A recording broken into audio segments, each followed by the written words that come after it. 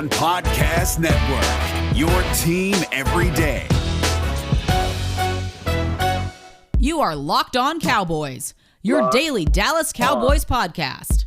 Part of the Locked On Podcast Network, your team every day. Locked on Cowboys. Locked on Cowboys. Welcome back to the Locked On Cowboys podcast, part of the Locked On Podcast Network. Thank you for tuning in. I am your host, Marcus Mosher. You can follow me on Twitter at Marcus_Mosher. And joining me today, as always, is Landon McCool. You can check him out on Twitter at McCoolBCB. You can also listen to him on the Best Coast Boys podcast. Landon, what's going on, sir? Not much. It's Thursday. We're doing questions a little bit later than normal because of all the unusualness with Hard Knocks and with the preseason and all that stuff. But we've come back from that, and now we're getting ready for a preseason game that's coming up. The actual dress rehearsal. It's been a wild week, and on top of that, the most important thing we missed on last Tuesday is our first round of cuts. It's going to be the first of, I think, 3 Tuesdays in a row where they cut down players as we get ready for the final roster before we head into the season. So there's lots to talk about for sure. So let's go ahead and start there because that happened a couple days ago. The Cowboys put Reggie Robinson on the injured reserve list. They put your fullback Sewu on the injured reserve list. Our fullback, guys. Come on. It's our fullback on the injured reserve list, if we care. That ends the season for both of those players. I really want to talk about Reggie Robinson. Year 2, Reggie Robinson not going to make an impact for the Cowboys. Does he have any future with this team, Landon? Yeah, I mean, I think it's not over. I think they IR him, so clearly they still retain his rights for next year. I just think that they looked at it like they had numbers at the position, right? They were going to come up to a spot where it was going to be difficult to kind of cut down. I think they knew that Robinson was going to be the guy that would be the odd man out, but they also didn't necessarily want to lose him, because I think they invested in him. They still have him for 2 more years under a cheap contract. And I don't think that, he's played so poorly that it's like they don't want to have anything to do with him. I think it's more just they have a lot of middle-class cornerbacks, and it's going to take a lot of spots. I mean, obviously including also C.J. Goodwin in there. Doesn't really play cornerback, but he will definitely make the team as a cornerback. So there's just not a lot of room at the end. I'm sure they liked him, but again, they had to get rid of him in some way or form or fashion. And this is a way, it's funny that it's a turf toe, right? Like, I mean, that's like the classic, like, oh, I think I your got toes turf bothering toe. you a little bit. Yeah. Like, do you think this is a stash? I mean, it's hard not to view it as a stash, right? Yeah. Like, it's hard not to think that somebody went up to Reggie and was like, hey, doesn't that toe not feel so good? And what toe? Well, listen, I mean, we shouldn't joke about turf toe because turf toe is legit seriously painful. It ended Deion's career for the most part, right? Absolutely. I mean, like we talked about, like I think it was 97. Yeah, somewhere. I can't remember what there. year it was. Somewhere around there where it ended that season for the Cowboys. But I mean, I guess my point is that this definitely feels like one of those situations where this is a guy that they liked. He wants to continue to have a job.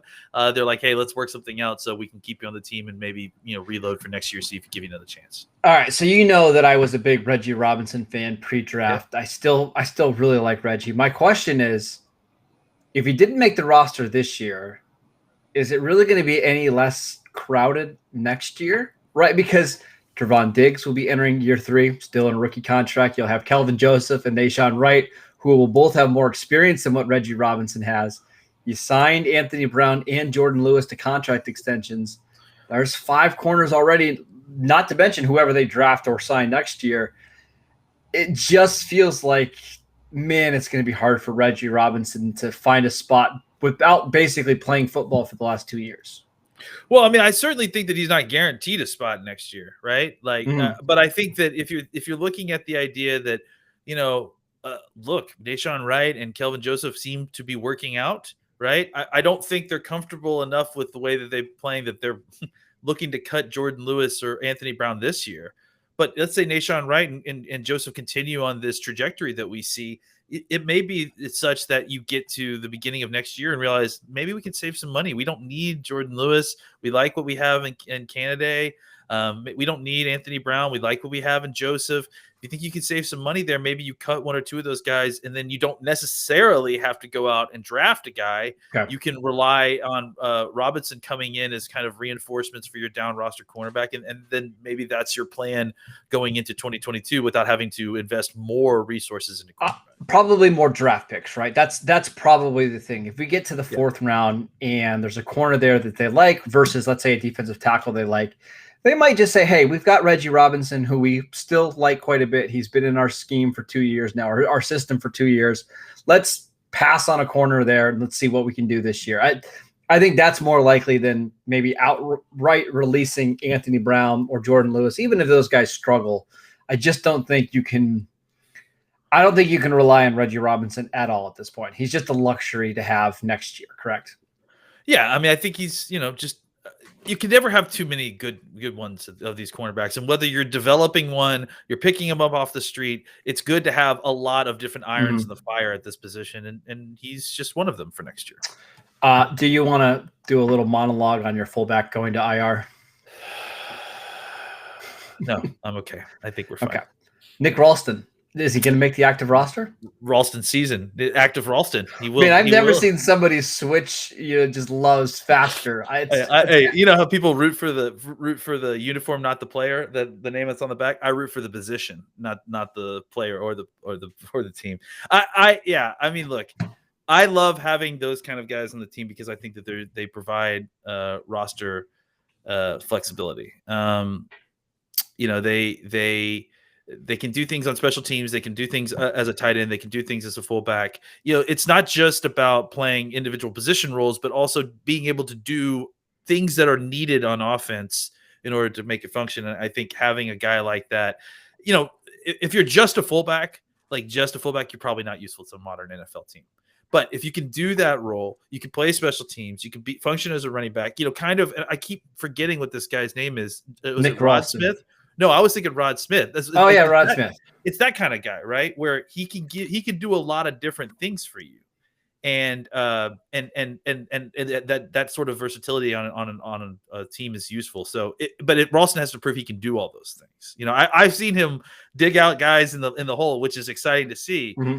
But I need to see him, motion across the formation as an H-back. I need to see him I saw him making some tackles on special teams. Mm-hmm. He needs to do more of that to kind of prove himself as a kind of a utility player in order to make this roster. I would just say Kim Kardashian thinks you move from relationship to relationship a little fast. Wow. You go right from Sewu to Nick Ralston like nothing ever happened, man. Hey, I'm very. I gotta have my needs met, so I will bounce from person to person until I get the fullback that I need. All right, and with that, we transition to RockAuto.com. It is a family business serving auto parts to customers online for the past 20 years. They have everything from engine control modules and brake parts, motor oil, and even new carpet. Whether it's for your classic or your daily driver, get everything you need in a few easy clicks, delivered directly to your door. The RockAuto.com catalog is unique and remarkably easy to navigate. Quickly see all the parts available for your vehicle and choose the brand, specifications, and prices that you prefer. Go to RockAuto.com right now and see all the parts available for your car or truck. Right, Locked On in the How Did You Hear About Us box, so they know that we sent you. Amazing selection, reliably low prices, all the parts your car will ever need. Visit RockAuto.com today. I'm still laughing at you. I'm sure Rock Auto, a family-owned business, really approved of that transition that we just made into the ad. All right, love Auto. Love you guys. Let's talk about the preseason a little bit, Landon. No Dak Prescott. It does not sound like he's going to play against the Houston Texans, which means he's not going to play in the fourth and final preseason game either. Are you concerned? I mean, to be fair, I stated, up front, I would love to see. I would like to see Dak play in the preseason. I'm not concerned about him long term with the injury, but I'm concerned that there will be, collateral issues with him not playing any snaps in the preseason, whether that be like in a kind of a slow start or whatever it is. And even just the peace of mind that he might have gotten from playing in the chaos of a real football game around that ankle, without having to do it first in live action reps in the NFL, I think that would have been beneficial.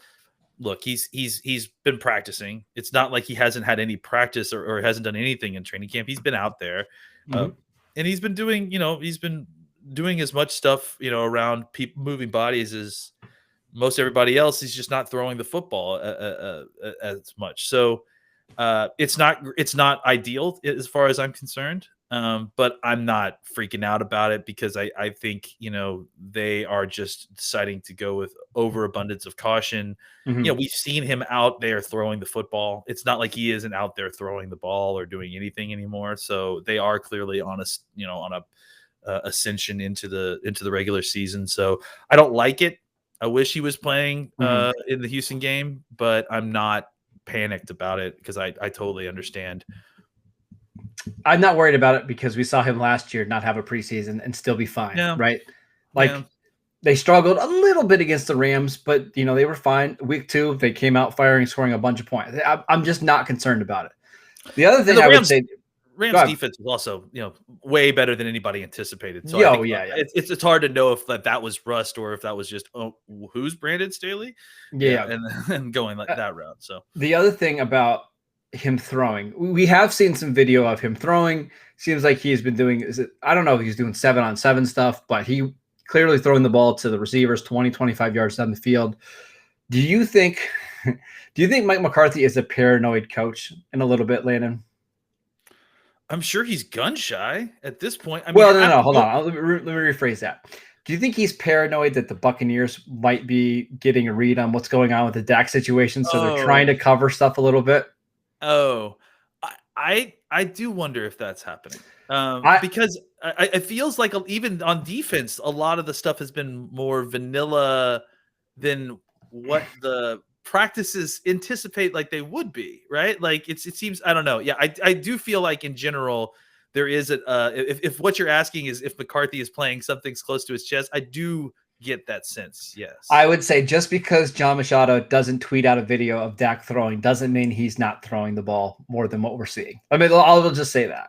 I would probably agree with that. I mean, listen, I think that a lot of that is happening in a way that just and it's funny that you mentioned that because there are times when you're watching stuff in practice and they're drilling things and they'll line up in alignments that you don't actually end up seeing them use in like 11-on-11 or on team stuff. So I do wonder if there isn't a certain amount that is being done. Well, I mean, I know that there is a certain amount being done outside of the eyes of, whether it's the media, us during training camp and practices. They are practicing more than just what we see. All right, let's get to some other news. Lyle Collins got hurt at the end of Wednesday's practice. Seems like it was a shoulder/neck injury. I believe a couple different Cowboy sources say that it's okay. It's nothing serious. But are we just a little bit – are we scared off a little bit of what's going on because of what happened last year with Lyle Collins? Like, are you concerned about this injury? I mean, the gun shy thing definitely applies here, right? Yeah. Like it's after dealing with offensive line injury after offensive line injury after injury all over this team last year, everyone's a little bit gun shy about injuries. It doesn't sound like this was serious at all. I mean, I think he walked off to talk to a trainer, but he didn't even leave the field. As we've seen in Hard Knocks, if you don't leave the field for treatment, McCarthy's going to start asking why. So it sounds like he came back and actually participated in some some walkthrough team drill stuff after that, which is not blocking. But guys, like if a player's hurt, they're trying to get them off the field to get them treatment. So I'm not exactly worried about this. All right. So just obviously we don't think this injury is a season-long injury or anything like that. But if something were to happen to Lyle Collins, would you just go ahead and slide Zach Martin out there for, 16, 17 games? Whoa. Or you almost lost your camera. You're good. You're still there. I almost lost my camera. Yeah. That's all right. Would you play would you play Zach Martin at right tackle, or would you just allow him to stay in at guard and move Terrence Steele out to the right side like we saw last year? Technical problems, we are fixed and we're fine. They're good. I think it's tough. I mean, I think it's going to be part of the kind of ongoing discussions that they have, right? Is that it is all of this experimenting with Connor Williams like an attempt that, hey, all of our backups are going to be, starters that just get reshuffled, and then we move Connor McGovern into guard. If that's the case, then the Zach Martin thing kind of still makes sense, right? Because even if like you lose a tackle, you kick Martin out to whoever's injured, and then you move Connor McGovern into his spot. The only thing about that doesn't quite work out is that I've only seen Connor, and you tell me if I'm wrong. I've only seen him at left guard. At left guard. So if they were planning on doing that, I would have thought by now we would have seen more snaps with Connor McGovern at right guard, with the idea, hey, if there's an injury, we're sliding two, right? Yep. I know that it's probably the best solution as far as like arranging the roster and getting the best five on the field. But I clearly think that Zach Martin doesn't like playing tackle or doesn't want to play tackle full time. And even though that might be the best solution, temporarily, I think that they would rather try to find a way to feel more comfortable about their swing tackles and use them than having to put out Zach Martin, for a tackle for long periods of time. I would rather just keep the four guys that are outside of that, left tackle to right guard. Those guys continue to allow them to play in their spots. They obviously have, some cohesion there. Let those guys play. If we need to protect Terrence Steele a little bit, we can do that. I just feel like that's the better solution rather than trying to reshuffle 2-3 different guys for one injury. All right, we're going to talk more about the Cowboys preseason game coming up in just a second. But before we do that, I want to tell you guys about BetOnline. It's that time of year again, and all eyes are now turning to football, and teams are back on the gridiron to start the football season. As always, BetOnline is your number one spot for all the pro and college football action this season. Get all the updated odds, props, and contests, including the $500,000 NFL Mega Contest and the $200,000 NFL Survivor Contest open now at BetOnline. Head to the website or use your mobile device to sign up today and receive your 100% welcome bonus. Be sure to take advantage of their opening day super promo. Make a bet on Thursday, September 9th, the season opener between the Cowboys and Buccaneers. And if you lose, your wager will be refunded up to $25. BetOnline is the fastest and easiest way to make all of your sports bets. BetOnline, your online sportsbook experts. All right, Landon, just a couple other notes I want to get to. Amari Cooper says that he's planning to play in the preseason. He's going to play against the Texans 10 to 15 snaps. Is that a good idea? Yeah, I mean, I think it's good for football players to practice football. I mean, I know that sounds ridiculous, but I think it's good. Like, they need a ramp up. There's the speed difference even for pros between preseason and training camp. I mean, really, from OTAs to training camp to preseason to regular season, there's like a step in between all of that. So I think it's good for him to go out there and get. I mean, look, does he definitely need it? I don't know, man. Like, no, he does not need it. I'm just gonna say that. But I think it's good for him. I don't necessarily worry that 10 snaps are going to get have any detrimental effects to him.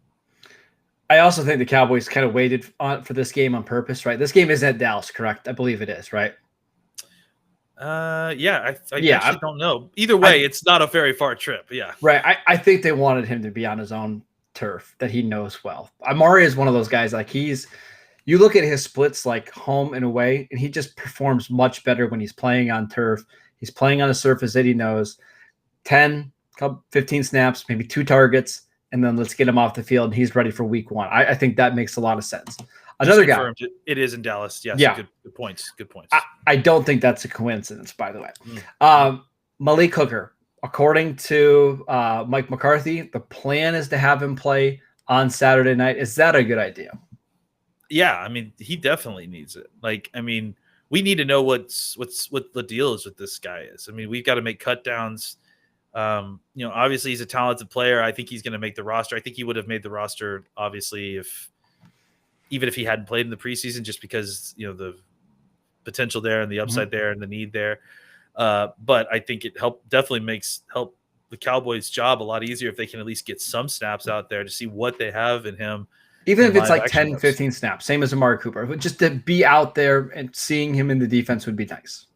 Yeah, I mean, I would like to see him do more. I mean, I know that he's coming off an Achilles injury, but I mean, so is Kazee. Yeah, Kazee, played, I think, 2 quarters of football, if I'm not mistaken, at last game. So, or at least played quite a bit. So, yep. I would say if he can, he should play as much as he feels comfortable, just because it would be good for him to knock some of the rust off. He's been injured for a while. It would also be good for the Cowboys to get a good look at exactly how he's performing inside our defense, so we can get an idea of how much we can rely on him. I definitely, I definitely don't want the first time we see Hooker on the field in a Cowboy uniform to be against Tom Brady and the Super Bowl champions.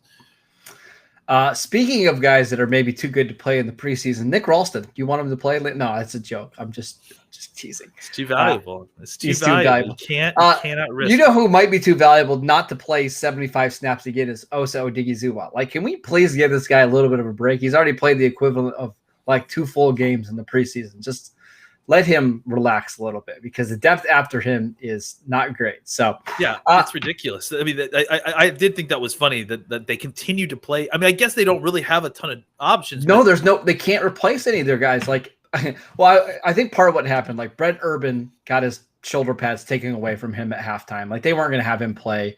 And then once Neville Gallimore got hurt, it's like, okay, who else do we have? Where's Urban's pads? But someone find Urban's pads quickly. I mean, you have Quentin Bohanna, but he's 370 pounds and he can't play more than a few snaps at a time. You have Justin Hamilton. You have Odigizua. After that, it's like, who else do we have to play inside?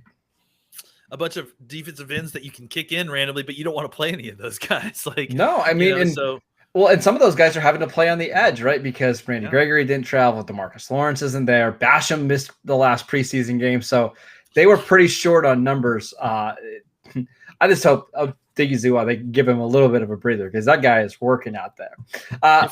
If we don't call Basham Bashy from now on, then we're doing a great disservice to everybody, honestly. We're going to come back tomorrow. We're going to do our full preseason preview. We'll talk about guys that we're excited to see, guys that need to have a big performance, and what we're hoping the Cowboys can accomplish in that game. So make sure you guys are downloading and subscribing to the podcast on Apple Podcasts, Spotify, or wherever you get the podcast. Continue to check us out on YouTube. You can follow the show at Locked On Cowboys. You can follow Landon at McCool BCB, and I'm at Marcus _Mosher, and we will see you next time.